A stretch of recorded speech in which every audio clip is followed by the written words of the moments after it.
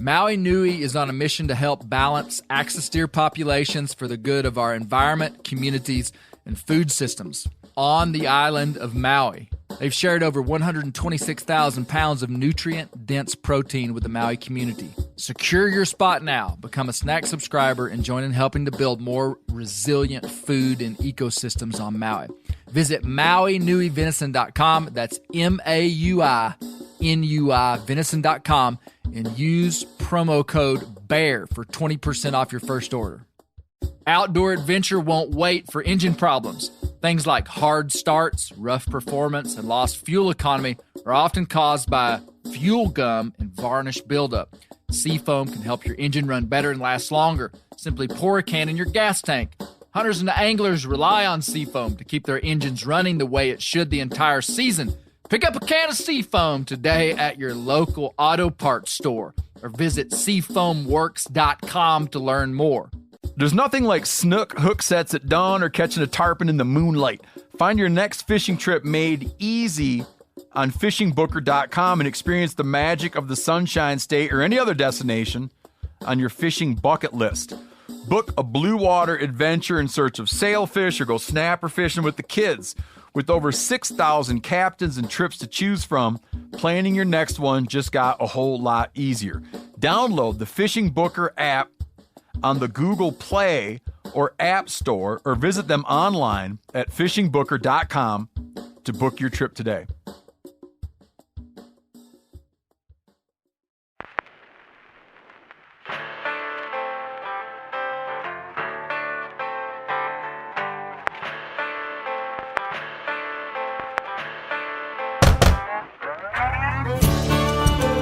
My name is Clay Newcomb, and this is a production of the Bear Grease podcast called the Bear Grease Render, where we render down, dive deeper, and look behind the scenes of the actual Bear Grease podcast. Presented by FHF Gear, American-made, purpose-built hunting and fishing gear that's designed to be as rugged as the places we explore. Welcome to the Bear Grease Render. This is a much awaited Bear Grease Render. I have been working on the David Crockett series literally since we got done with Boone. Yeah. And I'll have you know that I was discouraged from working on a Crockett series. Do you have any guesses who discouraged me from working on Crockett? Steve. Steve Ranella. Yep. Steve Ranella. He was like, Crockett, come on, Crockett. And so that didn't discourage me, though. I continued to work on it. But I have been waiting for – I want to start off with this right here. This book, David Crockett, Lion of the West by Michael Wallace. In my opinion, from the books that I've read, which I've not read all the Crockett biographies, there are – just almost uncountable, I bet, biographies on Crockett, going way back to the 1800s. But this one is a really good one. It's really in depth, but it also is in the common man's vernacular from a guy who really was passionate about Crockett and is just a reputable historian. And so basically, Michael Wallace, I was waiting on Michael Wallace to be one of the guests on the podcast. And we've corresponded a lot, and it was not his fault that he couldn't. He wanted to, but he was unable to be on the podcast. But he kept thinking that he might. And so literally for a year, I delayed. And I have emailed him at least once every 3 months for a year and a half. And he's been very, very nice, but has not been able to do it. And so finally, I just had to pull the trigger. And I'd already gone to New York to interview Robert Morgan, who's just an expert on anybody. Like any American historical figure, you go talk to Robert Morgan, he's the man. Robert Morgan also wrote a pretty robust chapter, probably like a 40 or 50-page chapter on Crockett in his book. I'm pretty sure it's called Lions of the West. Is that one not called Lions? This one's called David Crockett, the Lion of the West. Okay. Yeah, so his book, Lions of the West. I'm gonna have to fact check it. Will somebody look that up?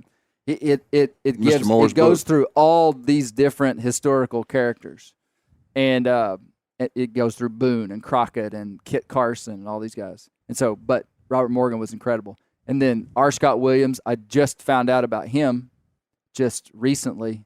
Went over to Tennessee, interviewed him. So this is long awaited. So I'm pleased to have a very strong group of people here today. We're gonna switch it up. To my right, Michael Roseman, Sunspot Lights. How are you? You've been on here twice, haven't you, Michael? Twice before, yes. Twice before. Michael owns Sunspot Lights, the coon lights that you always see me and Brent wearing. Perfect. Buy them in the media store. I hear you're a Crockett expert. Like I told you, Brent thinks I'm a Crockett expert because I know more than he does, but that doesn't take much. You know, I had suspicions that you would be a Crockett guy. Why? I don't know, man. Just Look on maybe my it's the face? way you look in that coonskin hat. Oh. Oh yeah, we haven't Oh, told man. everyone. We're all wearing legitimate Ozark Mountain dog tree coonskin hats. Every one of us. Supposedly, one size fits all. Yeah, Supposedly. yeah, There was a little disagreement on that. yeah. Yours is on your head though. It barely, yeah. But you really look like a Crockett expert with that hat on. I bet. No, so were you? What year were you born? 76. 76. Okay, so you're just a few years older than me. Did you watch Crockett growing up, like the Disney shows? Yeah, I seen some of them. Most of it, those from reading in the last 10 years. Oh, really? Something like that, yeah. Okay. So it wasn't like you had the lunch boxes No, and the no. guitars and the knives. No. Guitar. You know, I Extra got large on, size coonskin hat. I got on eBay, and there's a lot of really nice Davy Crockett pocket knives, like legitimate vintage pocket knives you could buy for like $5 that really are from that time. I mean, you can tell they're just kind of junk. Yeah. But I almost bought a couple, but I probably will. Restart the market for that with this podcast. Yeah, I have legitimate plans to revitalize the American raccoon fur trade. Yeah, I was going to say, be honest, is this just an attempt to get the raccoon numbers down a little bit, this whole podcast? Just to get people to wear coonskin caps? Get them to wear the coonskin caps. Man, again. I have. Did you say who made these earlier? Josh Spillmaker. Okay, yeah. Josh Lambridge Spillmaker made these hats for us. Yeah. So I've introduced Michael Roseman. To his right, my good friend, Jay Webb, Jonathan Webster. Bonjour. Yeah. So Jonathan, did you recognize Jonathan's voice? Of course you did. Yeah. In the beginning. yeah, I didn't, The I didn't- intro, making I a fool didn't- of myself. I didn't want it. I was glad you took his clip and not the clip with me. Yeah. Oh, man. You may be on the next one. Oh, man. I didn't want to embarrass the people by telling their names. No. but Jonathan Webster was the second. I was the third person ambushed by Clay Newcomb with a recorder asking if I knew anything about Davy Crockett, and every thought in my head, which was not many, left me in that very moment. But I literally could not have told you a single thing. It was amazing how much I was just like, I don't know anything about Davy Crockett. So, It was perfect. yeah, I was your target audience. Well, now you did tell me afterwards that you, Confused him you thought who'd you think he was? with Daniel Boone. Man, Owen see, Classic. That's Yeah. what I Totally. wanted. You know who I wouldn't have used is Michael Roseman. If he'd have Who's been the like, expert? yep, Crockett was a martyr. He was a bear hunter. He was a At the Alamo? politician. He was at the Alamo. He formed American identity on manhood and self-made man. I would have been like, get out of here. No, I totally confused him, and when I even said like he's a man's man, I was thinking of that song about Daniel Boone being a big man. Oh, you And I were was even like- I was- confusing him at that time. I was confusing him all over. I didn't well, even. but your thing played right into what I was trying to say. And you saying that he was a man's man, I brought up the question, did David Crockett inform Americans about manhood? Right. And he absolutely did. In Wallace's book, he talked about how he used his bear hunting identity to bolster this hyper masculine identity. Yeah. And I love it. Let's go. Yeah. So now the French. Were you actually speaking French? I mean, a little bit. I took French in high school right up to the point where I was about to be able to speak it, and then I dropped it. So what did you say to us? I said, I'm sorry, I don't know. I could say cheese omelet in French. Go hear ahead. it. Go ahead. Omelet du fromage. I'm guessing that's a little Dexter's Laboratory from back in the day, maybe. I don't know what that is. All right. Now, why do you know that? Because I heard Steve Martin say it on a comedy album. one Say time. that again, Brent, and what it is. Omelette du fromage. What does that mean? Cheese omelet. Cheese omelet. We've gone international now. We're sophisticated. Yeah, that was perfect. To your right, Ben Lagrone. Ben's been stepping in here recently quite a bit. Old history teacher. Balanced Families on Instagram. Balanced birth couple. Golly, I'm It's all sorry. good. Balanced birth couple on Instagram. Yes. Speaking of which, the first time I was on here, the first time I was on here, there was a Bear Grease fan that had listened to us to me share the handle, and he was like this young guy, probably early 20s, and passionate hunter, not married, no kids, and he was so excited that I was on Bear Grease. He started promoting. If anybody out there is pregnant, check this guy out. That's awesome. That's funny. He was getting pumped. That's good. That's good. Did you ever teach Crockett, Ben? Yeah, especially with the Alamo. Oh, really? Yeah, that's always kind of mentioned. when What? you Just in American history? Yeah, American history. And when you came up to me like you did, J-Web asked me Uh-huh. that, I fumbled around it. I realized I get that all the time as a history teacher. People think because you're a history teacher, you know everything about every historical Right, topic. right. I do know a substantial amount, but you can't be an expert on every topic ever. Oh. And so you always get stumped with stuff like that, and especially older people they'll study something really in depth. And did you read such and such and such? And you just kind of nod your head, and they think you're an expert because you're a history teacher. And your hat. And your hat. Yeah. I find that a lot of these guys that I want to interview, maybe that have even written a book, for instance, the Tecumseh series, Peter Cozens, who's a incredible author, a very legitimate historical author. When I first approached him about being on the Tecumseh series, he kind of was like, "Wow, man, it's been a couple years since I wrote that book." He wrote it in 2017, Yeah. and you read this book, and you're just thinking, "Man, this guy lives and breathes this. He could recite this book in his sleep." And he was wanting to do Tecumseh justice. He was like, "Man, I want to do him justice." And so he actually went back and reread the book, and then came on the podcast. And I find that he reread the book he wrote. Yeah. And so, yeah, I find that just the human brain is able to pick up and remember some things in incredible detail, but typically big ideas about people. And that's why you were able to say, well, you were guessing on the wrong guy. It's the wrong person. Man's man. But most people, like the Spillmakers, did pretty good. So I interviewed Josh and Christy Spillmaker, who Josh is on here a lot. And they hit King of the Wild Frontier, The Alamo, Coonskin Hat, Walt Disney Song, and That's basically his whole life. and that's a pretty good pretty good robust little tidbit of information there. But when you start talking about the more specifics of how he actually influenced American culture and identity, then that's where I wouldn't have been able to answer that really, until I'd studied it. But that's when it really gets interesting, because what people remember is the high points, but like underneath the surface, the undercurrent is all these things that are there. And then our final guest, Brent Reeves. Brent, you look good in a coonskin hat. I look good in anything. Okay, so I asked Brent before he listened to the podcast, and he told me he was telling the truth. And I said, make me a recording of what you know about David Crockett, and that's what he said. Let's see. What do I know about Davy Crockett? He was from Tennessee. He was a bear hunter. He was elected to Congress. He was good friends with Uncle Jed from Beverly Hillbillies. He looked exactly like Daniel Boone. And he died at the Alamo. Some say a hero's death. Some say others. And I don't think those folks are allowed in Texas. And that's about it. That's pretty good. was pretty Brent. thorough. That's pretty. Yeah. Yep. That was you hit the high points there. Somebody argued with me that he didn't look just exactly like Daniel Boone. He did, as far as I knew as a kid. Walt Disney said he They were did. Fess identical. Parker, right? Yeah, That's Fess right. Parker. There you Fess go. Parker. True Now, story. I did ask my wife about if she knew anything about Davy Crockett, 'cause she's from Texas. Yeah.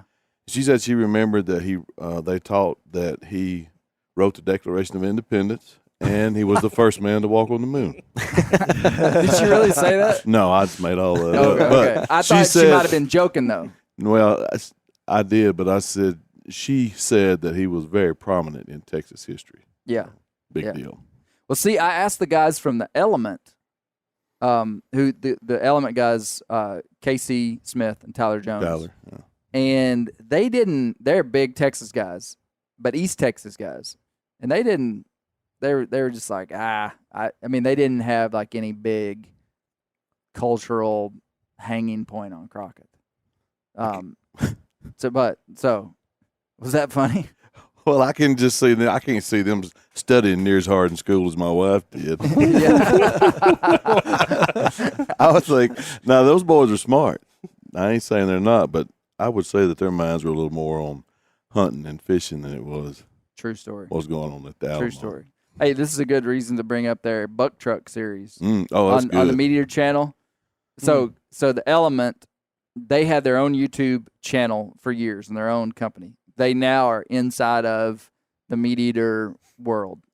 And so they made a series called the Buck Truck, which where they drove around the country, hunted quite a bit of public land, some private land, and whitetail hunted in, I think, 6 or 7 different states last year. And so they put up they've been putting up their videos every Tuesday, and we're 4 or 5 in probably by the time this comes out.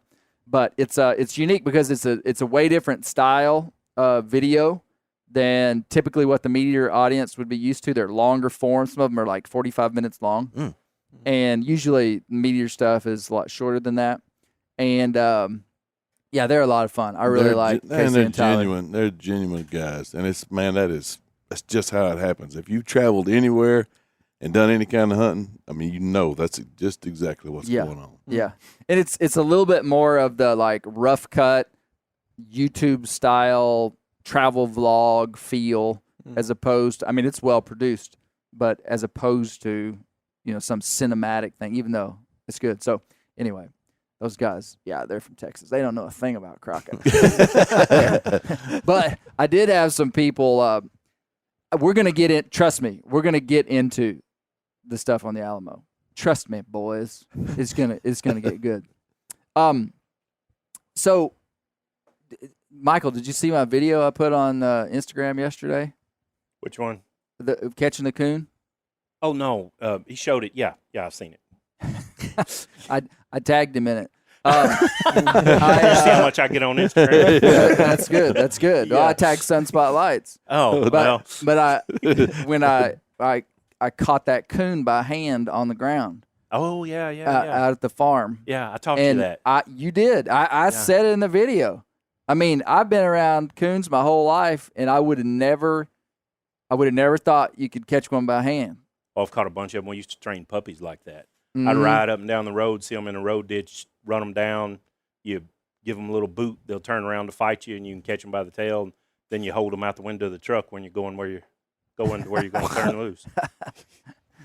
That works. That'll do it. That works. No, I saw Michael catch one. I think we've talked about this on the render before, but I saw Michael jump out of a side-by-side, run down a coon in a field. And, yeah, there's a trick to it. You bump them with your foot while they're running. So, I mean, you got to be semi-coordinated to make that happen. The coon turns. He'll stop when you do that, spin around, and then you grab him by the tail, and they can't reach around and bite their rear end. Well, they can. but- Okay. Yeah. The flexible ones. That one Clarify you that. caught, man, not a. But they can. They can. Yeah. You got to kind of keep them in a spinning motion. Keep them Constantly in occupied. Yeah. You kind got of spin them a little bit. Keep them occupied. Kind of like you're Yeah. holding a big snapping turtle. Yeah, kind of like that. Yeah. Yeah. Well, hey, anything else we should talk about before we start talking about? We've kind of just jumped right into Crockett, which is good. I have several things I can always talk about. I've actually had a question I've been dying to ask Brent for a very long time. Can I ask it? Yeah. Just phrase it up. Just be like, yeah, however you want to say Okay. it. Well, it's pretty arbitrary, so you can cut this out. I have been dying to know the functional benefit of overalls versus just other good durable work pants. Mm, I've been wanting to ask Brent that ever since we've been on the podcast together. okay. I think it's more style Okay. as well as function. Now, if you listen to This Country Life, I talk about all the stuff that I carry in my pockets. And So- I heard that one, and I thought, I don't know if I could quite carry all that stuff as With effectively like 2 pockets. in my So, car, in my hiking cargo To pants. tote I'm all wearing that right now. stuff, I would either have to carry, I'd either have to wear overalls or a backpack or a purse.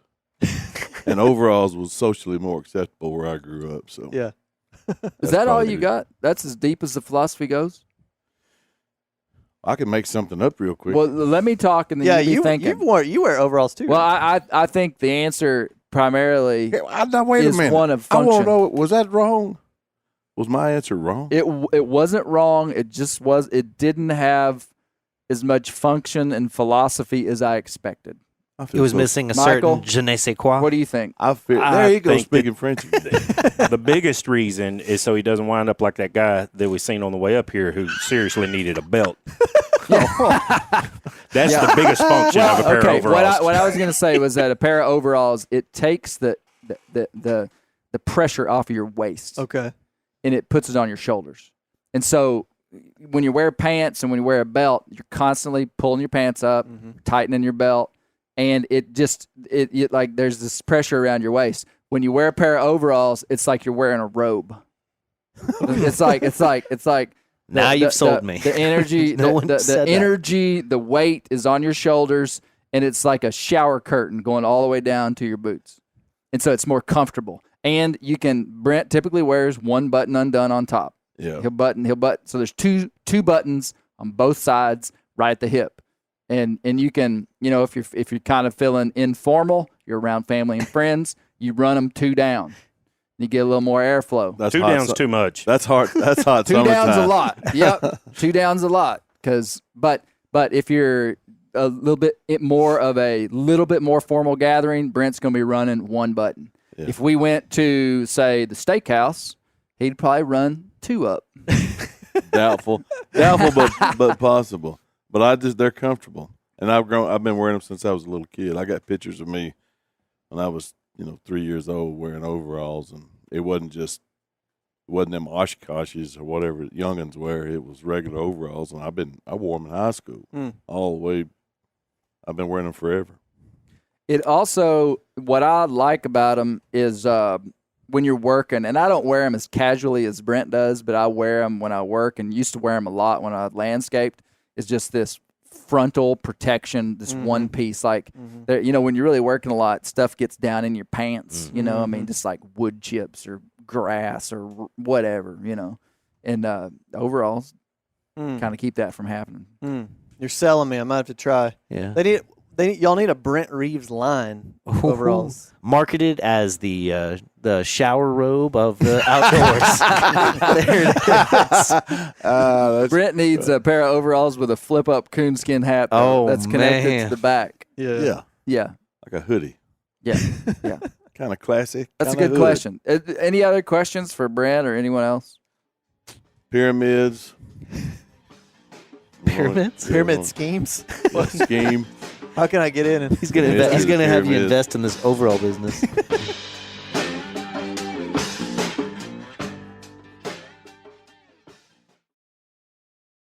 Ready to win Mother's Day and cement your reputation as the best gift giver in the family?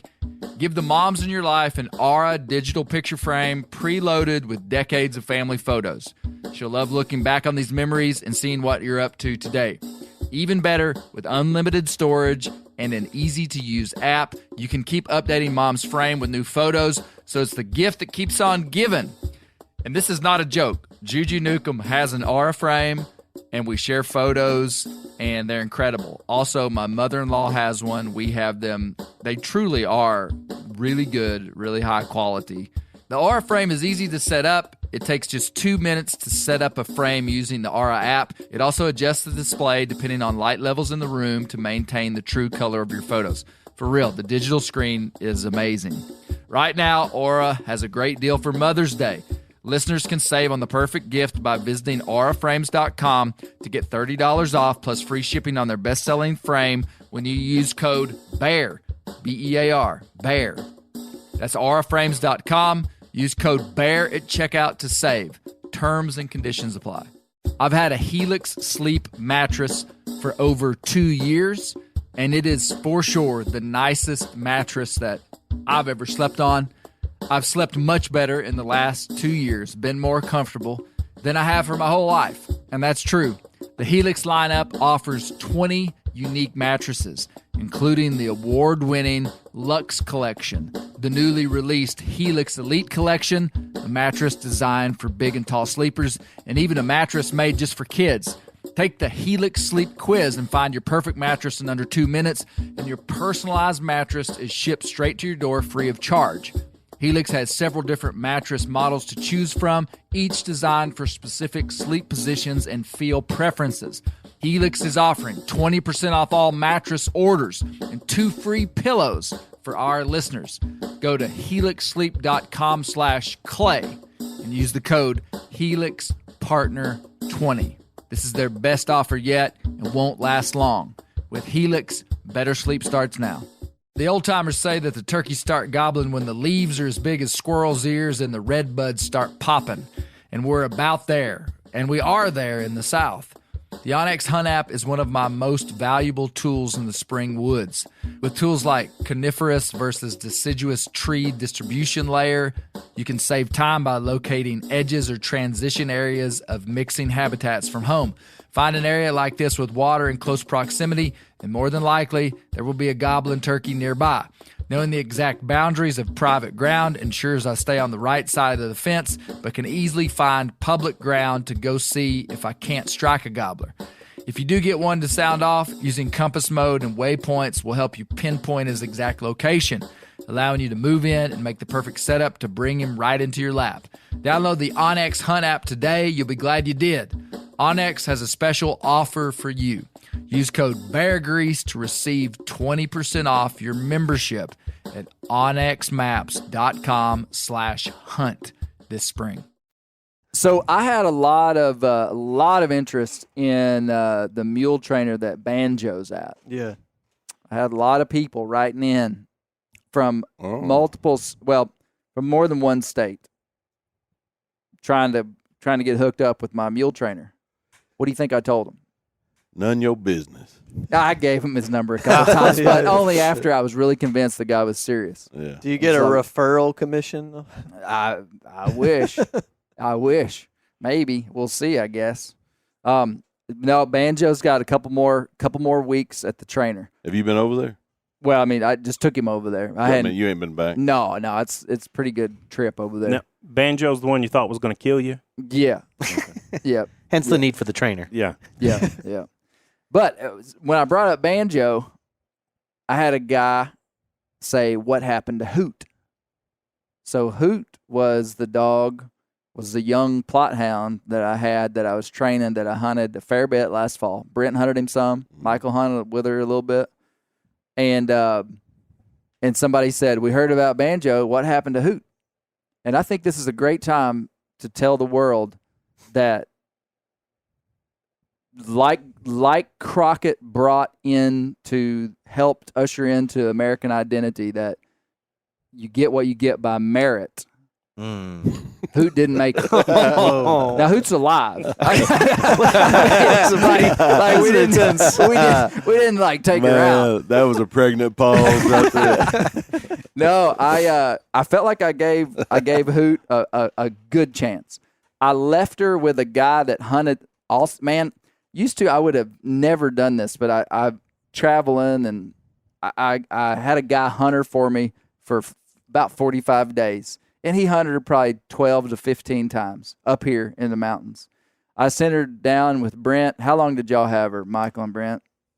About a month. No, A little over a you month. didn't. No, you Yeah, didn't. You only yeah. hunted her like 3 times, though. Yeah, but no, No. you said how long do we have her? We had it a little over a month. hmm Okay, but But- y'all didn't hunt her that much. No. No, because of water and Yeah, Yeah. we were all the flooded. stuff that was going on. Yeah. And then I hunted her quite a bit, and she just never. She didn't hunt hard enough for me. She was almost 2 years old and just wasn't making it happen.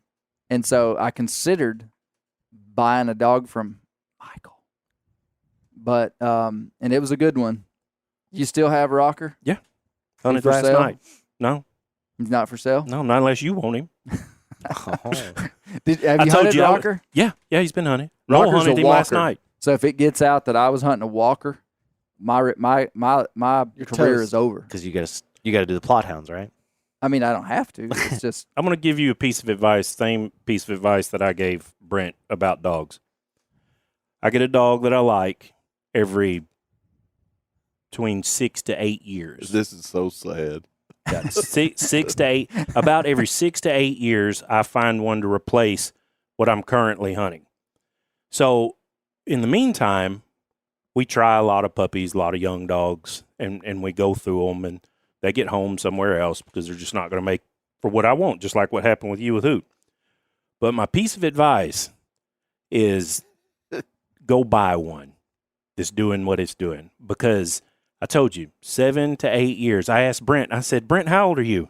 How old are you, Brent? 57. Mm-hmm. I said, man, you only got 2 or 3 dogs left. And a lot of aggravation. He said, I had never thought of it like that. He said, I wish you wouldn't even called me. But it's true. You don't have that many dogs left. yeah. I mean, I got a few more than Puppies. Brent. a few more, 1 or 2. True story. I mean, when you start counting in 5s and 10s, it goes by pretty quick. yeah. It makes sense to invest in Yeah. a good started Well, dog. okay. Now here's what you got to talk me down from, and I'm open to people from outside the coon hunting community chiming in, Ben and Jonathan, which both of y'all have coon hunted with me. Yeah. You've coon hunted with me, hadn't you, Ben? Yes, and Long time ago? and technically, I was a coon dog owner as a child. Yeah, black and tan. It didn't work out. That's Yeah. a whole nother long Well, story. so here's my problem: is that it's hard for me to take a dog from somebody else that I just bought. I understand. I mean, because it's almost, and now I'll make a case against it, and then I'll probably go and maybe do it. But it's almost like, Does it feel like cheating? yeah, Yeah. because you didn't You didn't raise raise the it, dog, you didn't train train it, and it Find just, that right one. yeah. I've been through these stages where you're Mhm. at. Yep. I used to, if I didn't raise it, I didn't want it. I went through a phase where if it wasn't out of my dogs that I owned, Yep, that I didn't care anything I'm there about it. too. And I'm to the point now that if it'll do what I want it to do, I don't have but 4 or 5 left. Mhm. So I need to get what I can get. Yeah. How many, in your experience, Michael, what's like the percentage of like good coon dogs that you try out that actually work out? Is it like 10% or less, or 50% or less actually turn out to be good hunt One. Well, dogs? and he's not trying out just the average run of the mill dog. I mean, Sure. Michael is like a very, very serious coon. Now, there's a difference in a dog that'll run and tree a coon and a coon dog. Okay. That's the first. So as far as dogs that will tree coons, maybe, I mean, just you can turn it loose, hunt it enough, it'll tree a coon, maybe 50%. Okay. The kind that I'm looking for, 1%.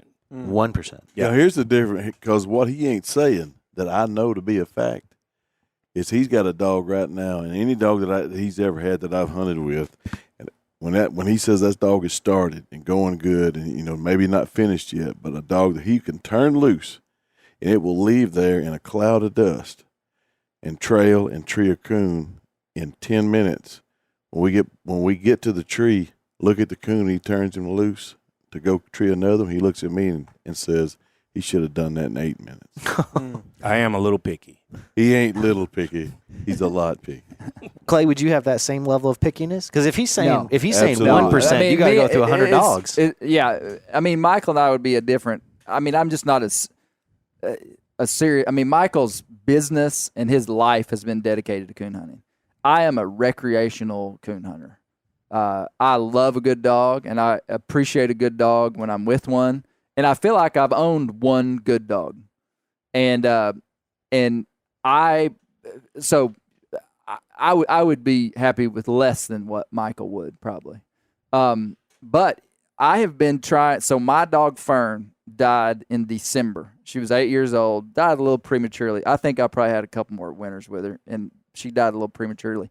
And I'd been trying to replace her with dogs from the line that she was out of for about 5 years, and couldn't quite make it happen. Though, Michael, I may have made him. It wasn't a mistake. It wasn't a mistake, but I gave Straight Cedillo Opie. out in New Mexico a dog that I had started on coon that was doing good, and I just kind of thought we hunted with Straight out there, and I just thought she would do good for him, and I was feeling generous, and I wanted to see how one of my dogs would do on lions out there in the West, and so I told Straight if he'd drive to Arkansas and get her, I'd give him to him. I think she was 11 months old, so he literally drove straight from New Mexico here, got the dog, turned around, drove straight back, and is hunting Opie to this day. And doing good. Yeah, he says she's a real line dog.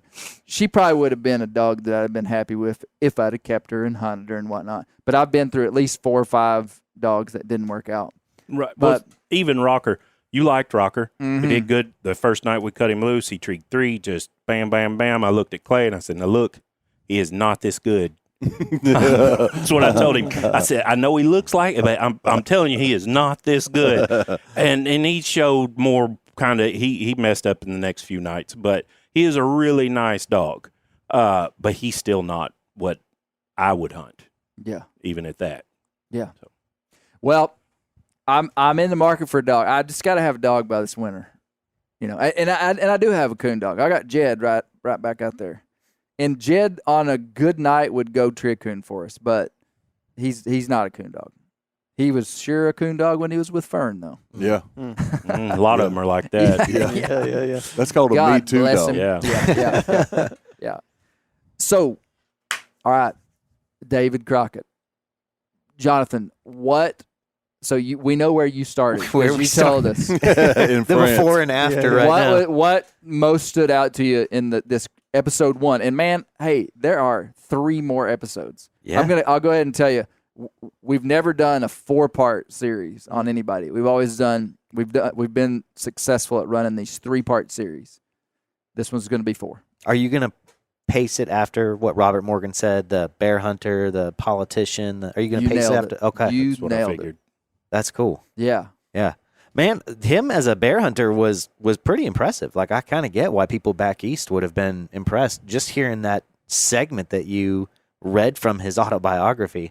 I mean, not only did the man survive like 3 instances in like a weekend that would have been like life defining for me, but he did, even the various clips that you said, he just had a way of talking that I don't know. It's when you read these things, it's kind of easy to think that everybody back in that time would have talked that way, thought that way. Right. But I think what you're keying in on, and one of the reasons he was such an archetype, was that maybe not everybody was talking that way. Not everybody was describing themselves that way, acting that way. But man, what you described of him as a bear hunter was pretty impressive.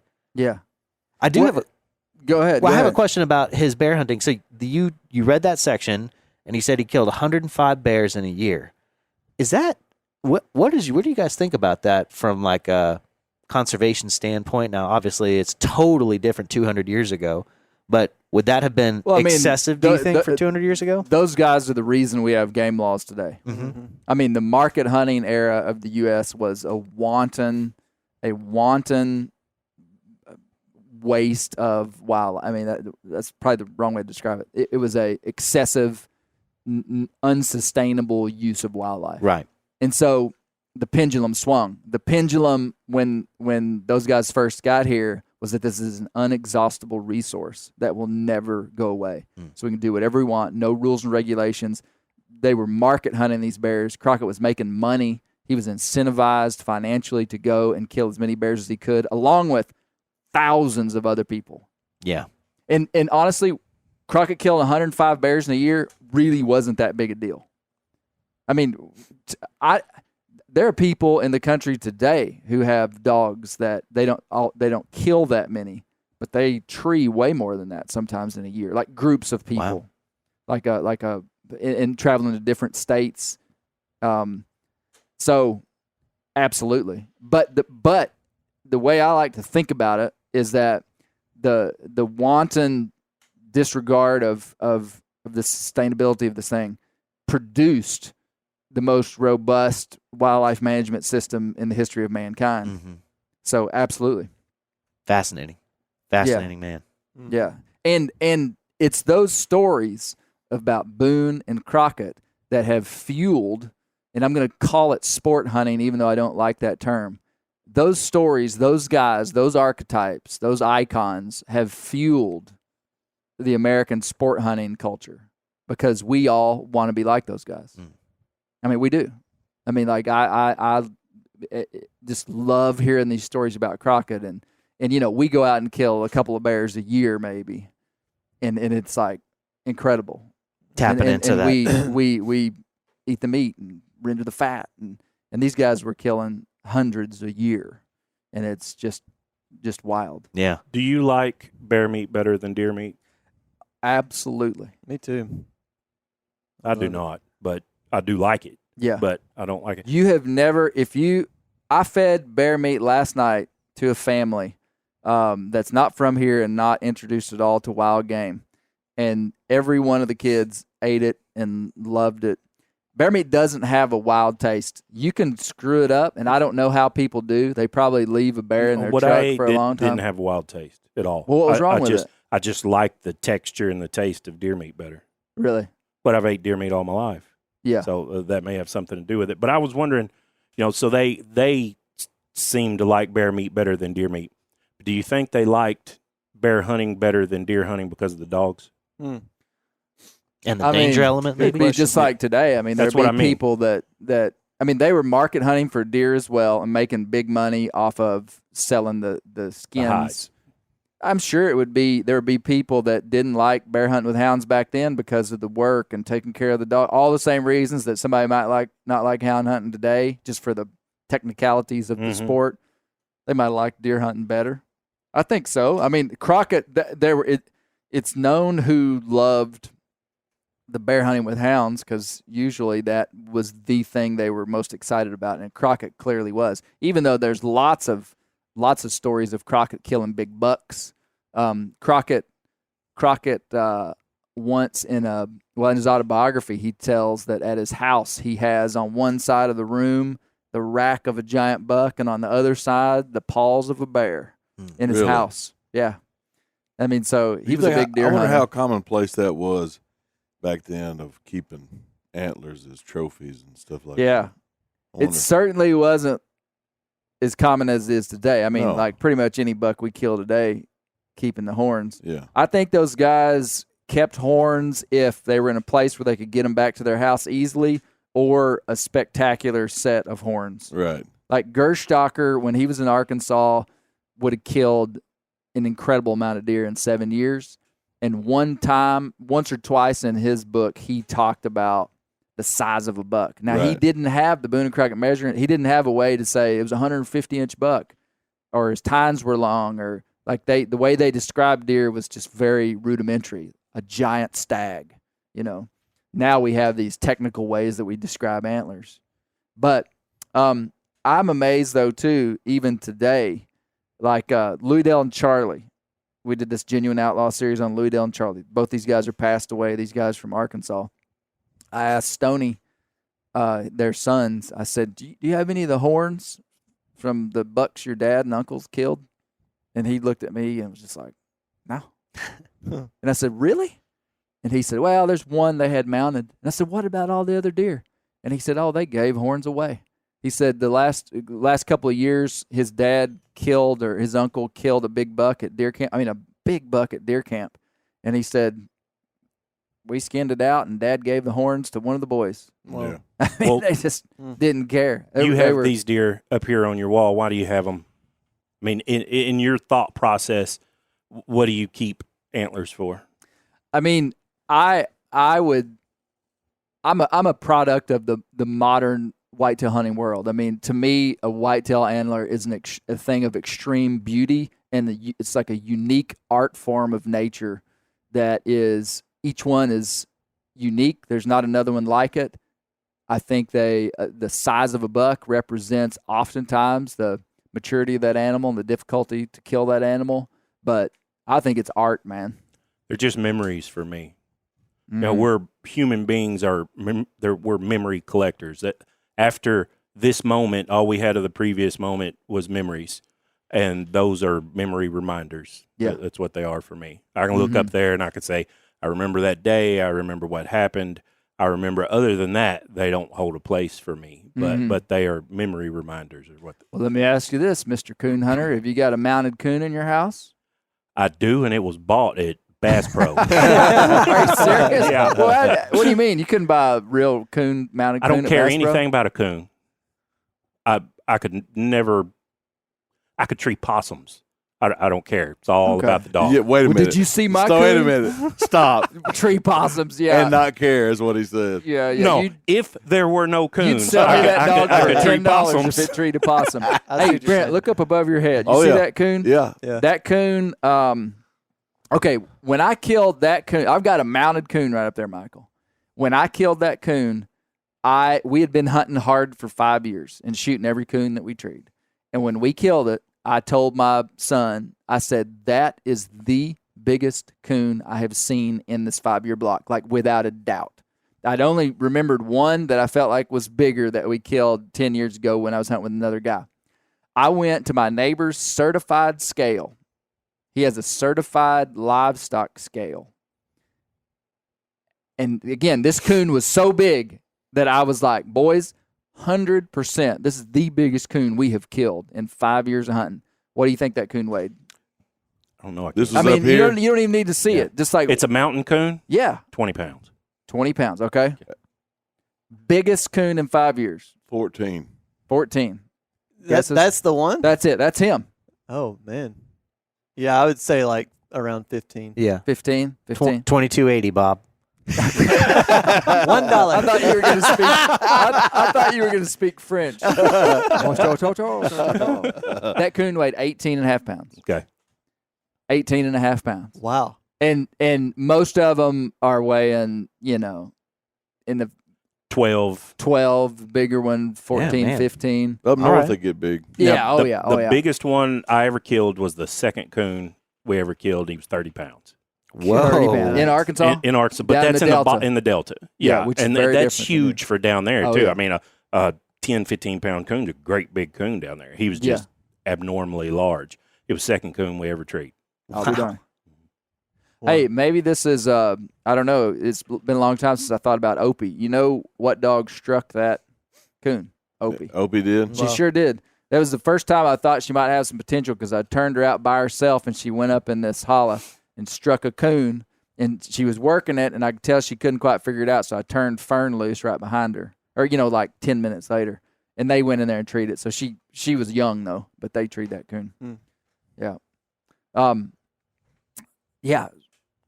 Another question about coming Yes. back to David Crockett. Yes. Do you think he was an exceptional bear hunter, or do you think that it was do you think that he was a bear hunter just like other bear hunters would have been at that time, and there was something about his personality that made him really stand out? Like his self-promotion or whatever. Yeah. Yeah. I think he was a top end bear hunter. Okay. Like I don't think there were many guys that were better than him. I don't think he would have been like the best in the country at that time. I mean, he was good. He was just known. Huh. He was just known.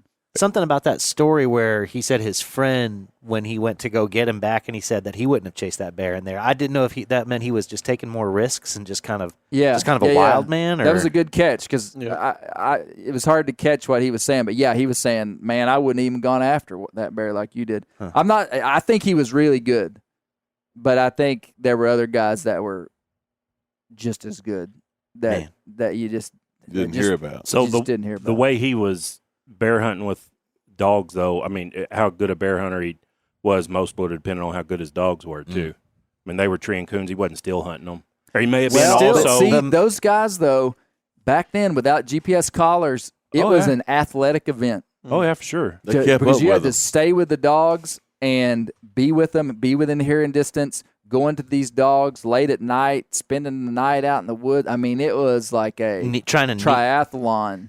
trying Yeah. to kneecap a bear when you get right next to him, and Oh. and That was having to- that was a pretty intense. good descriptor. In the dark, feeling of Feeling that his- bear being bayed by. putting- Me and Michael was listening to it again on the way up here today, and I said, "Well, when he was talking about he fell down and started his behind." I said, "Well, he started on the right end." Anyway, Can you Yeah. imagine? Now, obviously, he was in the earthquake area. What was he calling the hurricane? Oh, that is a good question. Yeah. And I don't have a great answer. I had a guy text me today and said, "What is a hurricane?" I'm And going they- to assume it was tornado damage. That's what I said. Really? Yeah. I think, yeah. Do you have any more? I mean, No, that I just assumed that. Obviously, there wasn't a hurricane in Tennessee. Yeah. And I don't know what they called them back then, but it would have probably been tornado damage, which would have been great for bear because it would have been exposed to Yep. the sun. It would have had berries. It would have had. Yep. That's exactly what I said, because just think about the eastern deciduous forest being just this one big blanket pretty much of a big forest. And like I know for a fact the Hurricane Creek drainage that's in the Ozarks, one of them Yep. that Gerstacker talked about, he said that they called it the hurricane because of a hurricane that came through and went through the Wow. valley. I never And knew that. they called them hurricanes. It was a tornado. Wow. And then that would create essentially like a clear cut. Uh-huh. Right. It would knock all the trees down. Then the underbrush would start to grow up, secondary trees, grapevines, berries, blackberries. Just a big thicket. And so if you're in a ancient primeval forest that's never been cut before, that would be like big hardwood and pine timber. Like over in that country would be a little different, but basically big hardwood forest, which would have expansive canopy and not a lot of understory, which would not be that great for wildlife. Where there was disturbance like a tornado would be incredible for wildlife. So that's where they went. Yeah. Wow. That's a good question.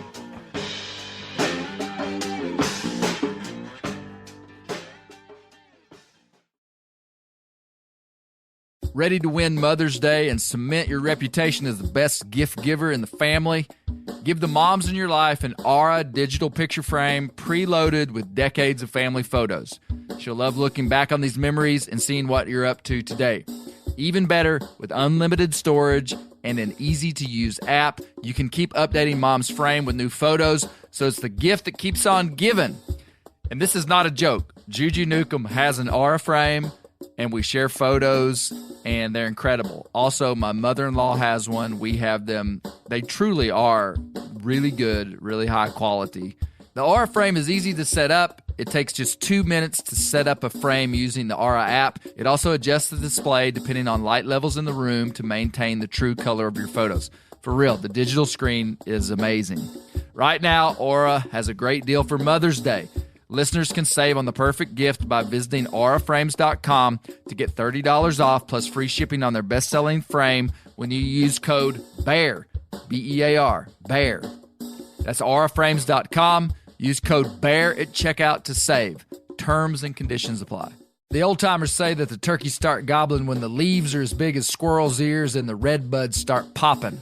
And we're about there. And we are there in the South. The onX Hunt app is one of my most valuable tools in the spring woods.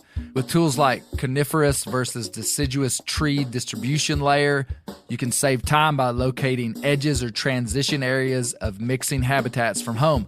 Find an area like this with water in close proximity, and more than likely, there will be a gobbling turkey nearby. Knowing the exact boundaries of private ground ensures I stay on the right side of the fence, but can easily find public ground to go see if I can't strike a gobbler. If you do get one to sound off, using compass mode and waypoints will help you pinpoint his exact location, allowing you to move in and make the perfect setup to bring him right into your lap. Download the onX Hunt app today. You'll be glad you did. onX has a special offer for you. Use code BEARGREASE to receive 20% off your membership at onxmaps.com/hunt this spring. Whitetail Institute launched the food plot revolution in 1988 with a concentration on research and real-world testing of forage products specifically for whitetail deer. Whitetail Institute's research and development team of agronomy experts provide effective, personalized service. I've been using Imperial Whitetail Clover for a long time in a food plot back behind my house. In 2007, I killed the biggest buck of my life over an Imperial Whitetail Clover small quarter-acre food plot. Imperial Whitetail Clover is the only clover scientifically developed through years of selective breeding. Clover Extreme genetic stability provides extreme cold tolerance, disease, and drought tolerance. It really does. Clover is coated with Whitetail Institute's Rain Bond, a polymer coating added for enhanced seedling survivability. They have an exclusive offer for Bear Grease listeners, 15% off Imperial Clover when you use the code BEAR at whitetailinstitute.com. That's whitetailinstitute.com and use code BEAR for 15% off. Ben, what stood out to you? Off the top of your coon. Well, a We're couple still things. wearing and our coonskin hats. it's comfy. I like It it. is. Warm. A couple things.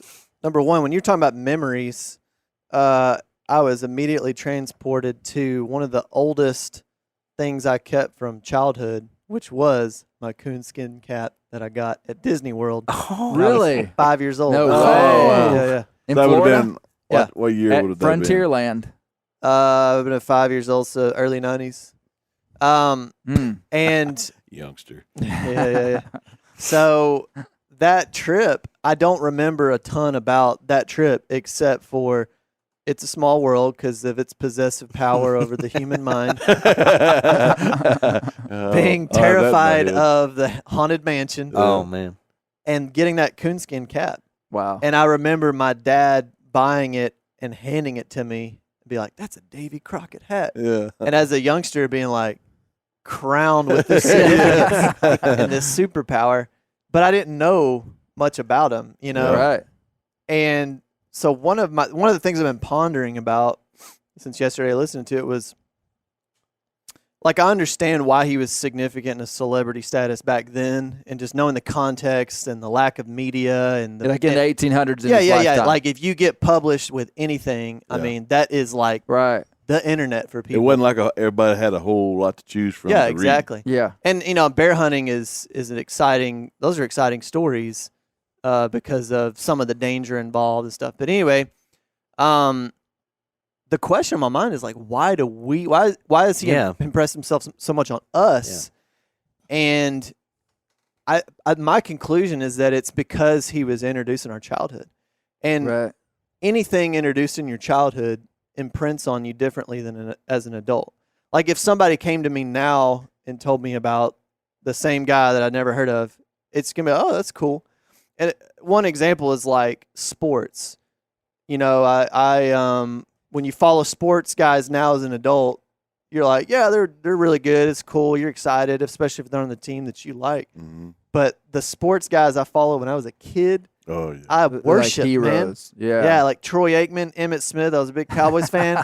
I saw those guys in person. I mean, it was like I remember writing a letter to Emmitt Smith, and and I found it later unmailed by my parents. But yeah, +1 on the coon hat, -1 on Man, the I Emmitt got- Smith letter. I got Parents. behind him on the JFK. Ain't that what goes around Dallas, the interstate part? really. And it was. I remember the license plate said Catch 22. Hmm. I thought, well, that's kind of weird. As we drove, I was riding my brother. I was driving by, and it was a Mercedes, and his windows rolled down, and there was Emmitt Smith. And I Sure thought, enough. 22. That was his football. name. Wow, that's crazy. I should have asked him, man. Did you ever get that letter? Come on, man. Yeah, it's a funny letter because back as a kid, I thought when you really like something, you always use the word love. So the whole letter is me saying, I love you, man. I love you so much. I love you. I love you. now I know why your parents didn't smell. Yeah, exactly. So, but anyway, that was what I was thinking about. I was like, because I was introduced to this figure as a young kid, it's like such a Well, big that's deal. who Disney targeted in the Exactly. 1950s. Yeah. They didn't target the dads. They targeted the kids and sold them a bunch of stuff. Brilliant Like marketing. the America came back from World War II and had all this ability to produce trinkets, and people had extra money, and there was all this manufacturing and plastic and all this stuff, and it created this Babies. merchandising frenzy over Crockett, which imprinted the nation. And then we inherited it. You know, I'm 10 years older than you or something, Ben, and we kind of inherited Crockett. And I remember the Crockett song vividly. I mean, I could have told you all the high points of Davy Crockett and that he was like a bad to the bone dude and a hunter, coonskin hat.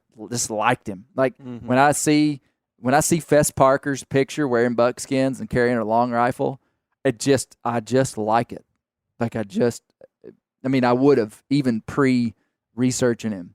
It's just like ingrained in us. And that's what's so interesting to me. It's like, why does my brother was the one who sang the Ballad of Davy Crockett, Zach Newcomb. Oh, it was Yeah. Zach. Zach. And it's like pretty good. Zach's not a big hunter. He did kill a nice buck last year, 2 years ago. But you know, like, why does Zach Newcomb remember the Davy Crockett song? Yeah. I mean, how many songs from the 1950s could he just sing with a single cue of one word? Right. Crockett, Right. go. Davy, Yeah. Davy Crockett. Probably not many. Mm-hmm. So it's like, why? It is kind of a mystery. It's your childhood. It's where you're at developmentally, how you grab a hold of things. But I think it's more complex than that, though. That's definitely major component. But I also think it's because there's something to grab on too that goes back to this American identity of when we were first America. And I mean, even if you're patriotic, you're not patriotic, that's not what I'm talking about. I'm just saying the fact that he did something to the culture that was big. And what we're going to learn in episode 2 is that Crockett influenced a bunch of people. Crockett influenced Lincoln. Crockett influenced Mark Twain. Crockett influenced American culture. Like, bam. And so when we hear him, it's like our blood. You know what I mean? And it just like, and obviously to some people more than others. I'm interested in rural America and hunting. And so, I mean, you know, Crockett's going to meme something. It was really, I didn't see, it was reruns when I was a kid. I was born in 1966, so. And when did that Walt Disney 55? stuff? Yeah, okay. So they were reruns that when Wide World of Disney or whatever it was that came on Sunday evenings, and we was always wanting, oh man, I hope it's Davy Crockett, I hope it's Daniel Boone. You mean you couldn't fast forward and record? No, believe it or not. You actually had to be there You when had it to was be going? there on NBC, on Channel 4. But when that would come on, it was immediately we were engaged in it because he was doing stuff that we knew about. We could watch Escape from Witch Mountain or all the other stories and movies that, Herpy and the Nutty Professor or whatever, and he's making tennis shoes that you can jump over and We don't shoot know a what you're basketball. talking about. Can shoot a basketball. All of these Disney movies that were just so far fetched from anything that I'd ever seen before. Mm-hmm. But somebody walking out of the house with a rifle in their hand and dragging a deer back. Yeah. Oh yeah. Not only do I know that, I've done that, or I watched my dad do it, or Yeah. it was something immediately that you could grab onto that. He's like us, Yeah. Like and we're like him. like a reality show. Yeah, for real. I mean, it was just like he's filming Uncle Charles there, Yeah. or something. So What was your favorite part? What stood out to you, Brent? in this part, or in this edition, I guess, episode, the part where I didn't know that he wrote his own book. I didn't know that. Right. So, and I've actually ordered it from Amazon, and that's the one. And I'm Titled David Crockett, not Davy. yeah, Yeah. David Crockett. So I'm anxious to read that. And out of all the stuff, I've been familiar with him my whole life since I was 6 or 7, and remember that kind of stuff. And I'm today years old, or actually Wednesday when that came out, that I learned that he wrote his own autobiography. Yeah. So I'm I looking feel forward like, to that. Michael, I'm going to be coming back to you in just a second to ask you what was your favorite part or what you learned. I think the Crockett autobiography, in a way, did him disservice. Mm. And I think you'll see it if you read it. When I first read it, Don't spoil it. yeah, I will taint, I will put my thoughts on top of you, but that's kind of what we do on this podcast. You want to try step to- out for Here, I just try just step out. Just I step try to out dodge for a minute. Just- anything he puts towards me anyway. No, Crockett, this was a political rebuttal. Mm. This was a political rebuttal. He was being, and we're going to learn all this in episode 3 about his political career, but basically they thought he was the only guy that could beat Andrew Jackson. And so this group, this political group, the Whigs, were courting him for presidential run, which was wild. Like it would be almost equivalent to like a Donald Trump running for president. It's just this like wild, so far guy. out of the system. Yeah, even though he was in politics, but it was just like wow, really? Yeah, and But- those two were enemies also. Jackson, Jackson and for yeah, sure. Yeah, they didn't like each other at all. Hadn't liked each other from way back. Yep. Mm.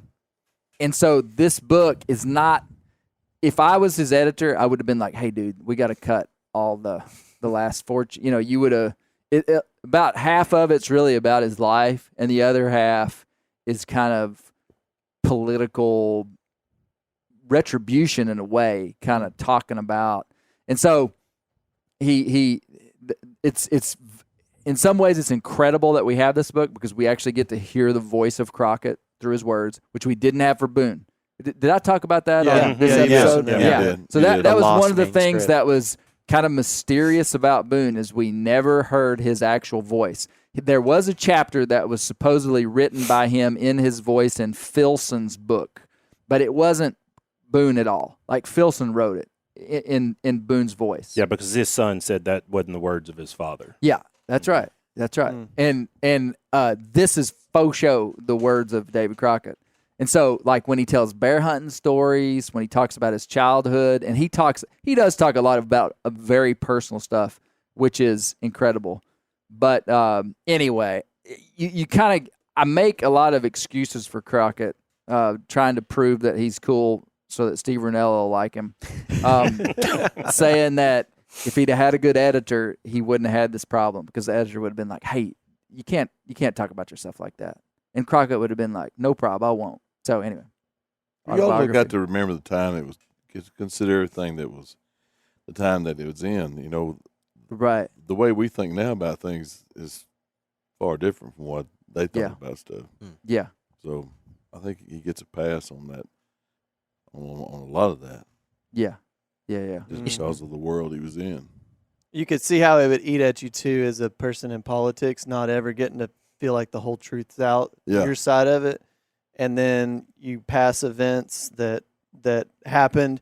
You want to get your beef out. Yeah. You know. It ain't like now when everything you have ever said can come out. I mean, that dude, what a very minute percentage of his thoughts and ideas were probably got out. Yeah. Well- and yet we got whip my weight in Wildcats out of him. So Yeah. But him speaking about politics in that book was something that had to have driven him quite a bit there in the last part of his life because politics is what ended him up at the Alamo. Mm-hmm. I mean, Right. him losing those Yep. elections is why or he'd still been in Tennessee or in Congress or something. So that's a huge part of his life Yeah. that he wants to set the record straight on. Yeah. Yeah, absolutely. Yeah, it's hard to blame him for it because they had written multiple fake autobiographies, which at the time there was nothing people could do. People would there was no retribution and there was Well- no way to know it was going to happen or they didn't even know who wrote them. Like it Yeah. was just like David Crockett, I thought it was funny that when the guy you talked to, I'm trying to remember his name, he said, Scott Williams. Yeah. R. Scott Williams. When he said he got interested in that name, image, and likeness stuff, and I thought, wow, that was a thing even back then. Yeah. So that's Well, pretty and that wild. that was it's kind of splitting hairs a little bit because when we talked about Boone, we talked about how Boone was an American archetype and he was one of the first folk heroes of America. Mhm. And Boone rose to global fame in his lifetime. Crockett did the same thing, but there's some hair-splitting difference in what happened with him. Boone, and again, we said this on the podcast, but Boone didn't become famous till he was in his mid-50s. And all the stuff he did that made him famous, he did not knowing anyone would ever know about it. Right. And that's why Steve says that Boone should not even be on the same page as Crockett, because that's cool.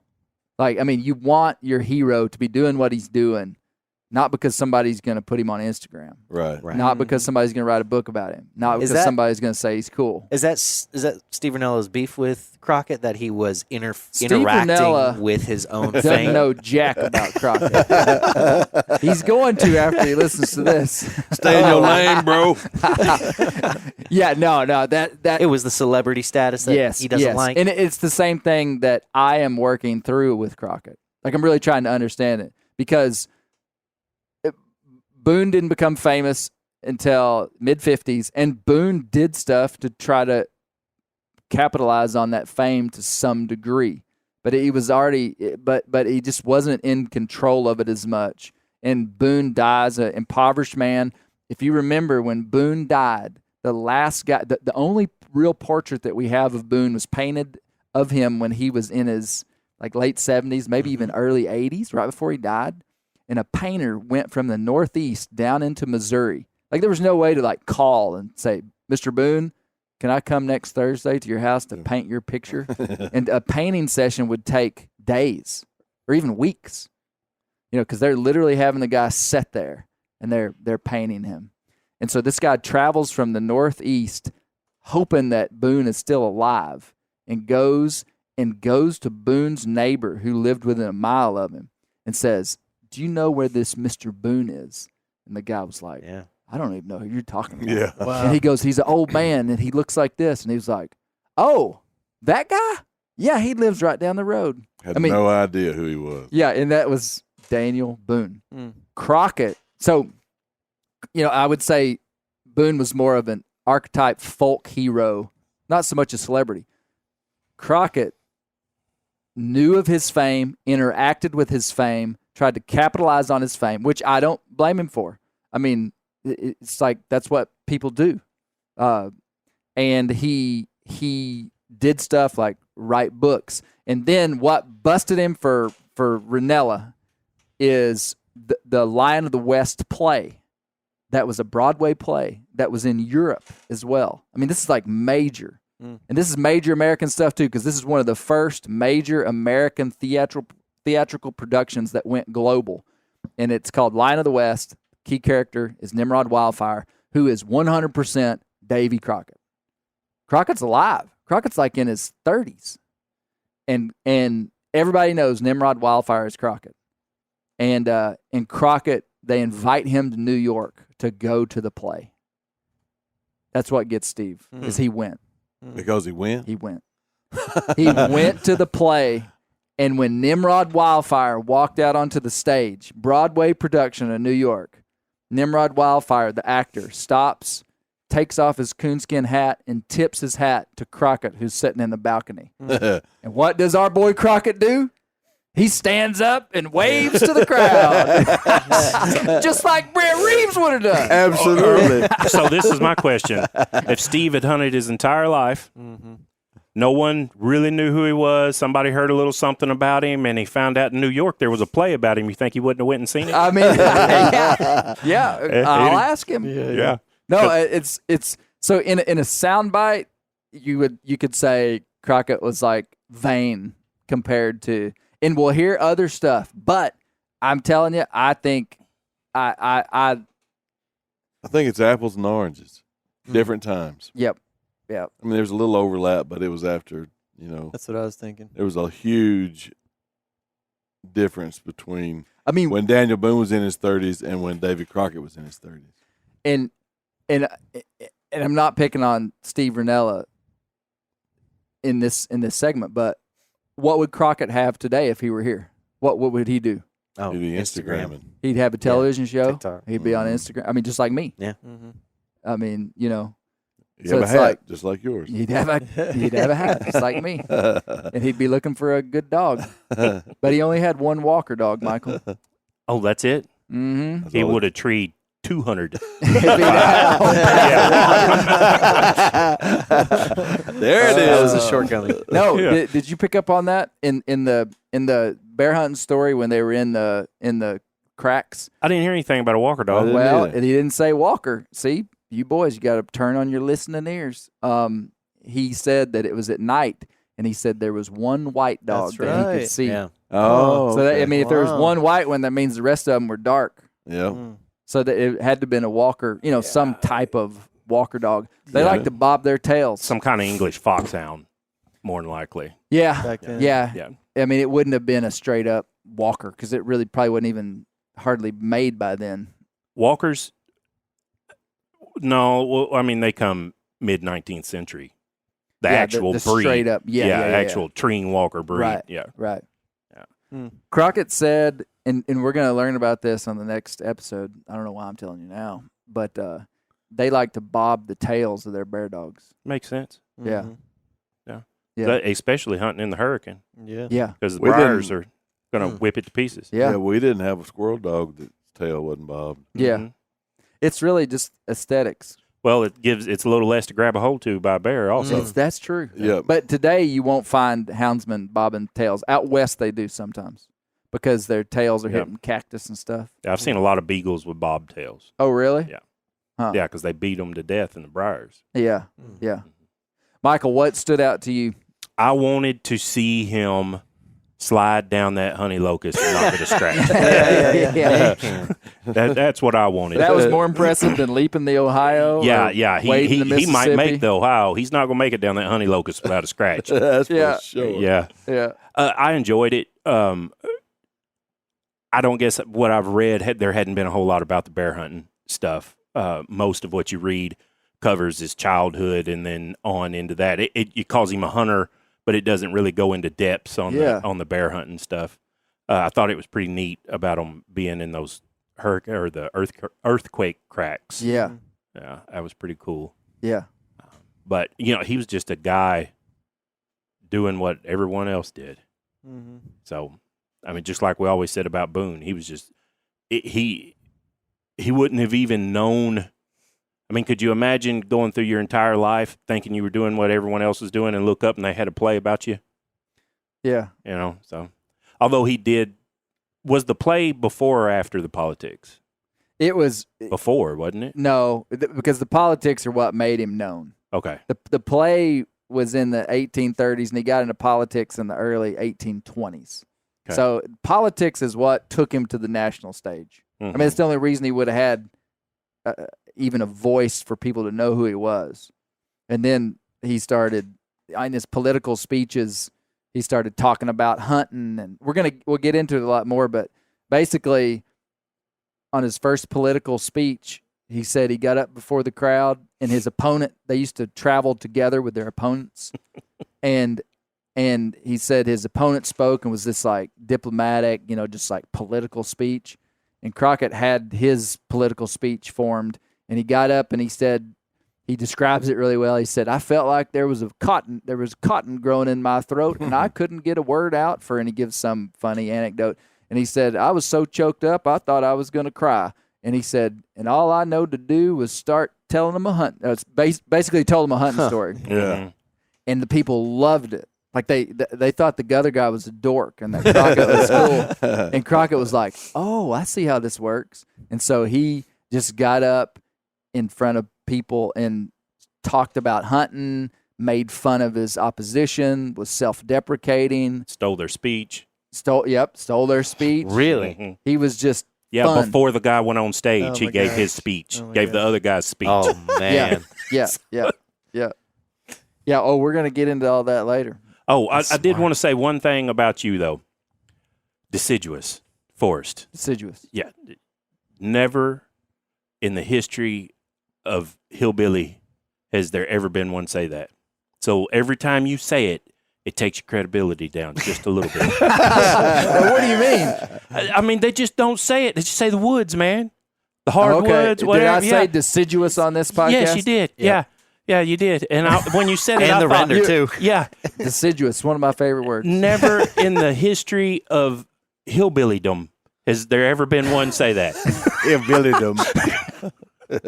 I just wanted to warn you. Okay, well, that's Good to know. Good to know. I know you like your hillbilly cred, so Like, he's faking it. Yeah. Said you hear Oh, what he sir. said? Straight I up figured I poser. said it wrong. No. Every time I do a podcast, Misty's like, Clay, you said that totally wrong. Sounds I like my started wife. just skipping words that I don't know and just putting in new words. Yeah. No, this has been a fun series. We got 3 more. Boom. Yeah. Or That's Crockett good, man. podcast. That's good. You I- did it too. I don't even know who this You did guy it too. is. I don't even know who this guy is. Yeah, Wallace biography is really good. It's my favorite. R. Scott Williams is really good too. He takes a little bit. His angle is a little more narrow, which is unique in that he was really interested in Crockett's celebrity status because R. Scott Williams, super neat guy, incredible guy. He is the lead man at the Discovery Park Museum in Union City, Tennessee, Oh, okay. which is an incredible place. Union City, Tennessee is it's a small town, like 10,000 people, and they have a world-class natural history American museum in that town. That there was some rich guy that lived in that town that had an enormous amount of money, and he said, I want to build a museum here. And it's totally worth it if you're in that part of the world to go there by yourself or take your kids. They got a big Crockett section, but R. Scott Williams, really, really cool guy. So his book is good too. I know there's literally a saying about not judging a book by its cover, but it's got a pretty cool That is cover a on It's it. good got cover. Crockett wearing a pair of cool shades. Got a on pair the of front. Ray-Bans. Yeah. I got a pair of Ray-Bans on. Yeah, Looking yeah. pretty sporty. America's first celebrity. Hey, I got a question here. Everybody in here that had a coonskin cap growing up, raise their hand. You didn't have one? That's a good question. There's Wow. 5 of us in here, and only 2 of us did. Huh. I would have assumed you and Michael would have had one growing up. You were just trying to put me on the No, outside. I huh? was going to. I thought it was going to be a 4-1 for sure, though. Yeah, I did too. I may have had one. I don't want to lie and say I did. It wasn't prominent. Well, you're the only grown up that I know that has any right now. But as a kid, I was just wondering, and it was because that. Well, you just said it because it's Now, when you went Ben, to your Disney. hat would have had probably a real tail, but a fake top. Precisely. Yeah. Precisely. What about yours, Brent? Yeah, it was wherever. I mean, it came with a flintlock rifle and a flintlock pistol. I was in Missouri Christmas. last year, and I saw a double coontail hat for the same price as a single coontail. I'm serious. No in the brainer. gas station in central Missouri. Walk in there, and there's a rack full of Daniel Boone. They market quite a bit with Boone on the coonskin hats these days. So interesting. They're Usually just it's so, Daniel Boone, but there was a rack of Daniel Boone coonskin caps, and they're faux, like they're a faux fur on top, but they actually are real coontails because the coontail in the actual fur market is not valuable. Like when they are making fur garments out of coon hides, and so but they don't use the tail; they just use the prime parts of the hide today. And so the tails they sell to make kids' hats, but they use faux fur. Anyway, there was this hat, and it had double coontails coming off the side, and it was like $12.99. And then I was like, "Oh, dude, if that's $12.99, the single coontail's probably like $6.99." And it was $12.99 too. Wow. It would have been a really unique experiment to send a kid in there and say, "Pick out which coonskin hat you want. You want the one with the 2 tails or the 1 tail?" Double Thank you barrel. guys for coming up here today. Really appreciate Yeah. it. Good stuff. looking forward to the next 3 episodes. Yeah. Yeah. Life changing. It's going to be good. Gonna be good. Maybe one day we'll sell these hats on themeateater.com. Wow. Just get some more. Can't be I got without a 'em. freezer full of coon hides out there. Can you make one a little bigger? Maybe for you. Special, made to order. Adjustable would be nice. All right, That's guys. good. Good stuff. Awesome. Take care.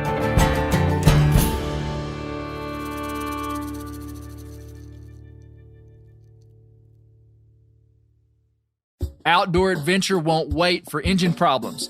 Things like hard starts, rough performance, and lost fuel economy are often caused by fuel gum and varnish buildup. Seafoam can help your engine run better and last longer. Simply pour a can in your gas tank. Hunters and anglers rely on Seafoam to keep their engines running the way it should the entire season. Pick up a can of Seafoam today at your local auto parts store or visit seafoamworks.com to learn more. Sport Dog is the most recognized brand in the hunting dog training industry. The Sport Dog promise to customers is simple: gear the way you design it. Every product Sport Dog builds is meticulously designed and rigorously tested in the field, ensuring it withstands the toughest conditions you and your dog may encounter. Using tracking equipment on my squirrel and coon dogs is extremely important to me. Get 20% off your first purchase using the code BEARGREASE. Go to www.sportdog.com/beargrease to learn more.